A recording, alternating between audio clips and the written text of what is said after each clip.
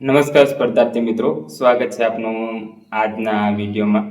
તો આજે આપણે જે અત્યારે કોન્સ્ટેબલની પરીક્ષા લેવાય, તો ભાઈ તેમાં ફાઇનલ આન્સર કે આપણે જોઈ કે એમાં 2 પ્રશ્નો રદ થયા છે તેની થોડી વાત કરીશું કે એમાં આગળ શું થઈ શકે છે. ત્યારબાદ બીજી મહત્ત્વની આપણે વાત કરીશું કે હવે જે આગળની કોમ્પિટિટિવ એક્ઝામ આવે છે તેમાં આપણે ગુજરાતી વિષયની વ્યવસ્થિત રીતે તૈયારી કેવી રીતે કરવી, ને ત્રીજી વસ્તુ 3 ટોપિક પર ચર્ચા કરીશું કે વિષયો ખરેખર કેવી રીતે કરવા જેથી તમને યાદ રહી જાય. તો આ હસ્તે આપણે પ્રસ્તાવના ગણી શકીએ આપણે કે શરૂઆતમાં આપણે ક્લિયર કરી દઈએ કે કઈ કઈ બાબતો પર આપણે ચર્ચા કરવાના છીએ. પ્રથમ વાત તો એવી છે કે હવે કોન્સ્ટેબલની જે પરીક્ષા આપણે આપી, ઘણા મિત્રોના માર્ક્સ થઈ જતા હશે, ઘણા મિત્રોના નહીં થતા હોય, તો એમાં આપણે એક પ્રશ્ન એ ઉદ્ભવે છે કે ભાઈ જે આ વ્યાકરણવાળા પ્રશ્નો નહોતા પૂછવાના હતા, તેમ છતાં એ લોકોએ પૂછ્યા છે, તો આનું શું? હવે જે તે સમયે આપણે હસમુખ પટેલ સાહેબ હતા ચેરમેન, એમણે વિડીયો બનાવીને પણ જણાવેલ છે કે આપણે વ્યાકરણના પ્રશ્નો નથી પૂછવાના, તેમ છતાં એમણે પૂછેલ છે. તો એમાં 2 રીતે બની શકે, કાં તો એ પ્રશ્નો રદ થાય. હવે પ્રશ્નો રદ થાય તો જે મિત્રોના એ પ્રશ્નોમાં માર્ક્સ કપાયા છે તેમને 0.25 લેકે મળી શકે તેમ છે. પરંતુ હવે ફાઇનલ આન્સર કીમાં જ આવું આવી ગયું તો લગભગ લાગતું નહીં કે રદ થાય એવું. તેમ છતાંય ઘણા મિત્રો એવું કહે છે કોર્ટ ને એવું બધું હવે ટૂંકમાં ફાટા પડી ગયા છે, કારણ કે આમાં પ્રોબ્લેમ એવું થાય છે કે ધારો કે કોઈને 30 માર્ક્સ થતા હોય અને 10 પ્રશ્નો રદ કરીને 10 માર્ક્સ મળે, તો એમાં એવું થાય કે ભાઈ 10 માર્ક્સ આપણે મળે તો 40 માર્ક્સ થઈ જાય, એ તો ઠીક છે, પણ ધારો કે 8 પ્રશ્નો રદ થાય ને એના માર્ક્સ ના મળે તો એમાં કેવું થાય કે પેલા ભાઈએ ટીક કર્યા હોય 0.25 મળે તો એના ભલે 32 થાય, પરંતુ પેલા 10 માર્ક્સ મળે તો પેલો 26 વાળો ક્વોલિફાય થઈ જાય, અને એ મિત્રના જો વધારે હોય પાર્ટ બીમાં તો ત્યાં તેમને ફાયદો થઈ જાય. તો આવું બધું ઘણું ગૂંચવાડું અનુભવાય છે, અને હવે ખબર નહીં શું થાય છે, લંબાવવાની છે જ આ ભરતી પ્રક્રિયા એવું લાગે છે. પરંતુ આના પર જે મિત્રોનું ફોકસ છે કે ભાઈ આમાં શું થાય, આમાં શું થાય, એ તો ઠીક છે, પરંતુ તમારે આગળ એ પણ કન્ટિન્યુટી રાખવી જોઈએ કે આપણી તૈયારી ક્યાંક ખોરવાય ન જાય. આગળ આવે છે કૃષિ યુનિવર્સિટીની, તલાટીની આવવાની છે, મહેસૂલ વિભાગમાં, પંચાયત વિભાગમાં તલાટીની આવવાની છે, જુનિયર ક્લાર્કની, નાયબ ચીફની, તો ત્યાં આપણે ક્યાંક અટવાઈ ના જઈએ આ કારણસર. એ પણ તમારે ખાસ ધ્યાન રાખવાનું છે. એટલે કે તૈયારી રાખો, સાંજે 1 કલાક કંઈ આના રિલેટેડ તમને હોય એવું મૂંઝવણ કે શું થશે, તો તમે ઘણા બધા ટેલિગ્રામમાં ગ્રુપ છે એમાં બધા ચર્ચા કરતા જ હોય છે, તેમાં થોડી ઘણી તમને કંઈક અપડેટ મળી જતી હોય છે.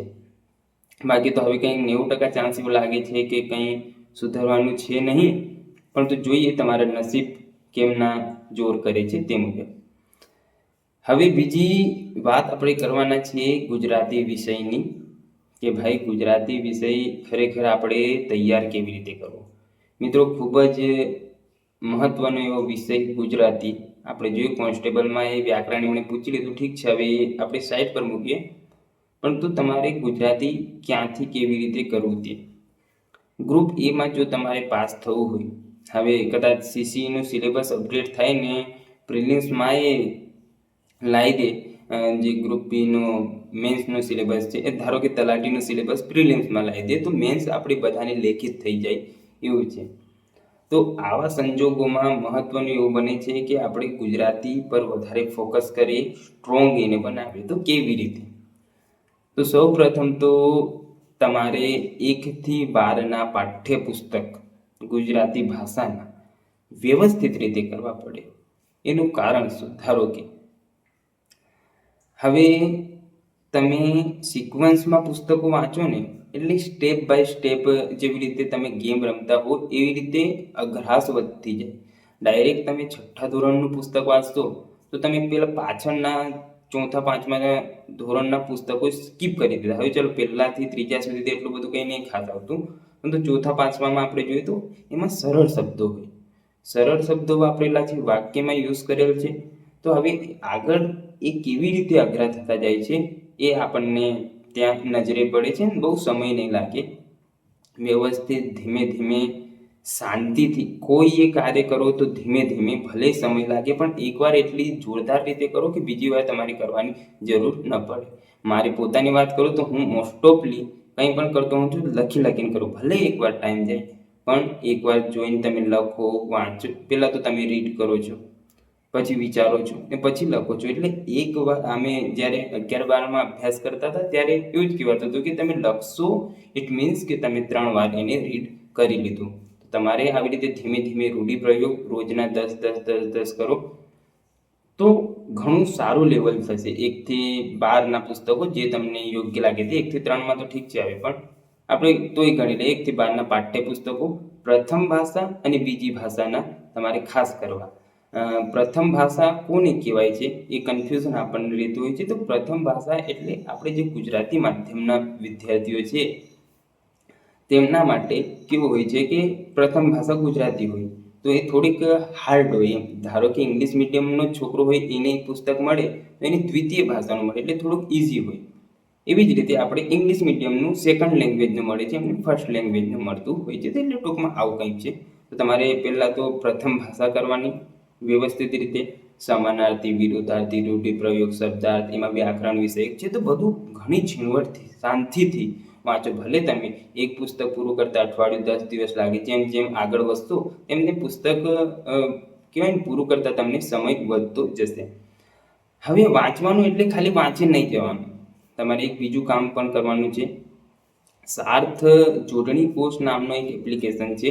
શક્ય હોય તો એની લિંક હું આપણા ટેલિગ્રામ ચેનલમાં મૂકી દઈશ. અને હા, બીજું જણાવી દઉં કે આપણી શબ્દ ભંડોળની જે સિરીઝ ચાલે છે ને તેની પીડીએફ તેમજ કહેવાય પુસ્તકોની પીડીએફ આપણે ટેલિગ્રામમાં મૂકી દઈશું. એટલે તમારે મેસેજ ન કરવું, ટેલિગ્રામ જોઈન કરી લેવું, ત્યાંથી ડાઉનલોડ કરી લેવી, ડાયરેક્ટ તમને મળી જશે. આપણે રેગ્યુલર વિડીયો નહીં અપલોડ થતા એનું કારણ એવું હોય છે કે મારે અહીંયા સવારથી સાંજ સુધી ડ્યુટી હોય છે. તો જેમ તેમ કરીને ટાઈમ મેનેજ કરીને તેમ છતાંય આપણે વિડીયો અપલોડ કરતા હોઈએ છીએ, કારણ કે મારે થોડું ઘણું રીડિંગ કરવાનું હોય છે. તો આ બધા સંજોગો બનતા હોય છે.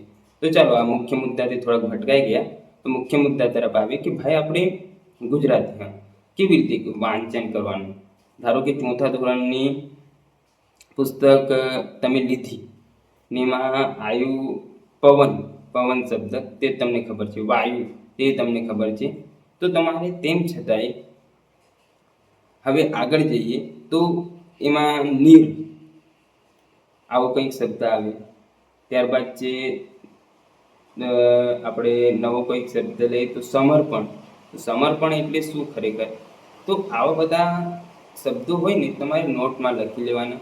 સાર્થ જોડણી કોષમાં જવાનું, એ શબ્દ લખવાનું, એના સમાનાર્થી લખી લેવાનું, થોડોક રીડ કરવાના, આગળ જવાનું. તો એવી રીતે તમે જશો તમારું શબ્દ ભંડોળ વચ્ચે વાક્યમાં થોડીક આમ ધાર બનશે કે ના ભાઈ કોઈ આમ જોરદાર લખેલ છે.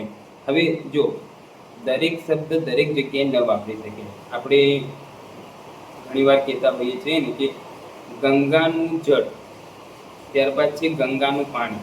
આપણે પાણીને જળ એક જ થાય, પરંતુ આપણે પાણી ગમે ત્યાં વાપરીએ, પીવા માટે પાણી આપે, આપણે એવું નહીં કહેતા જળ આપે, પરંતુ જળ શબ્દ છે ને તે અમુક વિશિષ્ટ રૂપમાં જ વપરાતું હોય છે. તો આવું બધું તમને ત્યાં વ્યાકરણ વ્યવસ્થિત કરશો તો એમાં ખ્યાલ આવશે. ત્યારબાદ આપણે આગળ એમાં જોઈએ કે ભાઈ તમે આવી રીતે રીડ કરી, ત્યારબાદ એવી રીતે 6થા ધોરણની, 7મા ધોરણની, 8મા ધોરણની, 9મા, 10મા અને 12મા સુધી પૂર્ણ કરવાની છે.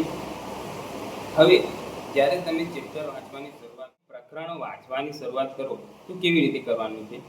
તો સૌ પ્રથમ તો આપણે ડાયરેક્ટ પ્રકરણ વાંચીએ, પછી સમાનાર્થી શબ્દો જોઈએ. તદ્દન આ રીત ખોટી છે. સૌ પ્રથમ તો તમારે સમાનાર્થી શબ્દો જોઈ લેવાના, ત્યારબાદ કહેવતો, રૂઢિપ્રયોગ અને શબ્દ સમૂહ માટે એક શબ્દ, એ બધા જ જોઈ લેવાનું, વ્યવસ્થિત કરવાના, ત્યારબાદ જ પ્રકરણ વાંચવાનું. આપણે કેવી રીતે ઇંગ્લિશમાં વાંચતા હોઈએ છીએ તો પહેલાં આપણને એ શબ્દનો અર્થ તો ખબર હોવો જોઈએ ને. તો આવી રીતે ખરેખર રીડ કરવાનું. ખરેખર સૌપ્રથમ શબ્દાર્થ હોવા જોઈએ, પછી પ્રકરણ હોવું જોઈએ. પણ ઠીક છે, હવે જેમનું હોય તેમનું, પણ આપણે વાંચનમાં આ વાત ધ્યાન આપવાની કે કે સૌપ્રથમ શબ્દાર્થ વાંચીએ તો આપણે પ્રકરણમાં વાંચીશું તો આપણને ખ્યાલ આવશે. તો આ હતી કે ભાઈ ચાલો આપણે પુસ્તકો 1 થી 12ના પ્રથમ ભાષાના કરી લીધા. ત્યારબાદ દ્વિતીય ભાષાના કરવાના. સેમ વેમાં આવી જ રીતે આપણે આગળ વધવાનું છે. હવે બે વસ્તુ આપણે પતી ગઈ, કોન્સ્ટેબલની વાત થઈ ગઈ અને આજે પુસ્તક કેવી રીતે કરવાનું તેની ચર્ચા થઈ ગઈ. ત્રીજી વસ્તુ આપણે કરવાની છે એ શું છે? પુનરાવર્તન. જો મિત્રો, પુનરાવર્તન તમારે કેવી રીતે કરવાનું એ વિશે હું તમને વાત કરું તો એમાં છે કે એક એક્ઝામ્પલ તરીકે આપું. ધારો કે તમે આજે એક પેજ વાંચ્યો. પહેલાં તો મેં તમને જણાવ્યું તે પ્રમાણે કે તમારે લખીને કરવાનું. ધીમે ધીમે પહેલાં એના રિલેટેડ ધારો કે આપણે જોઈએ નર્મદામાંથી હું આવું છું તો નર્મદા જિલ્લો વાંચું.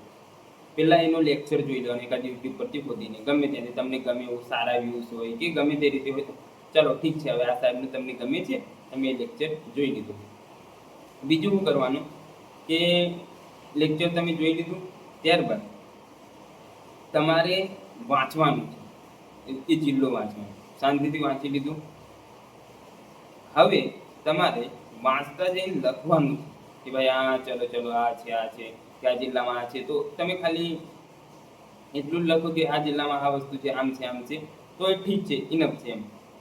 હવે આવી રીતે તમે કરો તો તમારું કમ્પ્લીટ રીડિંગ થઈ ગયું. બીજા દિવસે તમારે એ પહેલો પેજ છે, હવે બીજા પેજ પર તમે પહોંચ્યા છો. પહેલો પેજ છે એ વ્યવસ્થિત હાઇલાઇટથી, એટલે હાઇલાઇટર હોય ને આપણી જોડે, તેનાથી હાઇલાઇટ કરી દેવાનું છે. બીજો પેજ તમારે વ્યવસ્થિત રીતે વાંચવાનું. ત્યારબાદ આપણે વિડીયો જોઈએ, ત્યારબાદ વાંચવાનું, પછી લખીને કરવાનું. હવે ત્રીજો દિવસ આવ્યો તો પહેલો પેજ વાંચવાનું, બીજાને હાઇલાઇટ કરવાનું ને ત્રીજું જેવી રીતે આપણે કરતા છીએ એવી રીતે કરવાનું. ચોથો દિવસ આવ્યો તો પહેલો નહીં વાંચવાનું, હવે બીજો વાંચવાનો, ત્રીજો વાંચવાનું, ચોથા નહીં. તો આવી રીતે જુઓ તમે કે 3 થી 4 વાર અથવા 5 વાર જેવું તમારો એક ચેપ્ટર છે, એટલે એક પ્રકરણ અથવા એક પેજ છે તે વંચાઈ ગયું છે. હવે આવી રીતે આગળ વધતો તમે તો 5 દિવસ થાય તો એકવાર બધું વાંચી લેવાનું, પછી 15 દિવસ થાય તો એકવાર બધું વાંચી લેવાનું. એવી રીતે તમને ફટાફટ હાઇલાઇટ કરે રહેશે એટલે ફટાફટ આગળ તમે વધી જશો. તો કહેવાય ને કે કેટલું તમે વાંચો એ મહત્વનું નહીં, ભલે ઊંચું વાંચવું પણ વ્યવસ્થિત રીતે વાંચશો તો જ સક્સેસ મળશે. કારણ કે ઘણું બધું ભેગા કરવા જશો તો તમે કન્ફ્યુઝ થઈ જશો કે આ બાપને દીકરો બનાવી દેશો અને દીકરાને બાપ બનાવી દેશો. એવી રીતે ઇતિહાસ, ભૂગોળ કે ગમે તે સબ્જેક્ટમાં તમે આવું બધું એટલે કે બધું મિક્સ કરી દેશો. તો રિવિઝન કરવાની આ સ્ટ્રેટેજી રહેતી હોય છે કે ભાઈ કેવી રીતે કરી, ઓછું કરી. મેથ્સમાં સેમ હોય છે ને ગમે તે સબ્જેક્ટમાં તમારે રિવિઝન મોસ્ટ ઇમ્પોર્ટન્ટ છે. શક્ય હોય તો નોટ્સ બનાવો, ના હોય તો હાઇલાઇટ કરી દો.